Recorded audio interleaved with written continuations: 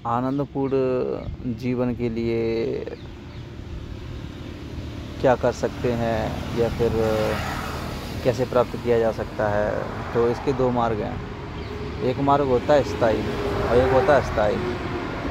तो इसके लिए जैसे कि मुझे कोई चीज़ मिल जाए जो मैं पाना चाहता था। मान लो मेरा मन था एक बाइक का, वो बाइक मिल गई तो कुछ समय के लिए वो आनंदपूर्ण है, क्योंकि उसमें थोड़ा सा मुझे अच्छा अनुभव हो रहा है उसे, लेकिन कुछ समय के लिए, क्योंकि वो स्थायी है ही नहीं है। कुछ इच्छाएं जो बाहरी तौर पर हैं और वो हमें प्राप्त हो जाएं, तो एक इस तरीके का मार्ग भी होता है आनंदपूर्ण जीवन के लिए। जो आपको मिलता रहे और चीज़ें आपकी ख्वाहिशें होती रहें तो आनंदपूर्ण जीवन है आपका, लेकिन स्थायी नहीं होगा, क्योंकि कहीं ना कहीं कुछ ना कुछ चीज़ें छूट जाएंगी तो वो आपको तकलीफ़ें देंगी।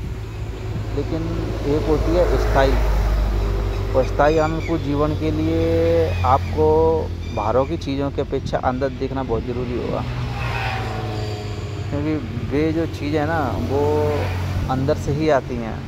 अगर जीवन को जीने की बात करें तो वो अंदर से ही आता है, बाहर से नहीं है। क्योंकि बाहर क्या है कि एक इच्छा ख़त्म दूसरी जागृत हो जाएगी, और दूसरी इच्छा ख़त्म तीसरी जागृत हो जाएगी। तो बाहर तो इच्छाओं का कोई तोड़ी नहीं है कितनी है।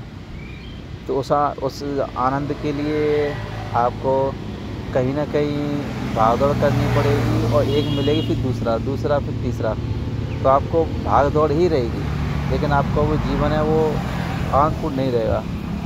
एक होता है अपनी ओर झांकना उसमें, क्योंकि वहाँ पर क्या है, वहाँ पर समान रहेगा, हमेशा वहाँ एक जैसा ही रहेगा। वहाँ कभी भी बेचैनी, घबराहट, अशांति नहीं होगी। वहाँ पर आपको सिर्फ एक रिलैक्सेशन ही महसूस होगा हमेशा, लेकिन उसे देखने की ज़रूरत है। बिना देखे काम नहीं चलेगा, क्योंकि कहते हैं ना कि ऐसे ही बैठे बैठे मिल जाए, नहीं मिलेगा। थोड़ा बहुत आपको उसका अभ्यास भी करना पड़ेगा, तभी आपको वो मिलेगा। तो सबसे पहले आपको अंदर झांकने की ज़रूरत है। अगर आप अंदर झांकते हैं ना तो आपको दिख जाएंगी चीज़ें कि वास्तविक रूप से जो जीवन है ना वो अंदर से ही है, बाहर से नहीं है।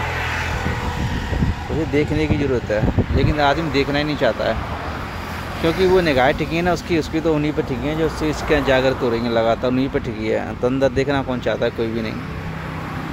क्योंकि आदमी अंदर जाना ही नहीं चाहता अपने, वो हमेशा बाहरी दुनिया में खोना चाहता है, बाहरी चीज़ों पर, क्योंकि उसे वो क्या कर रही हैं, आनंद में कर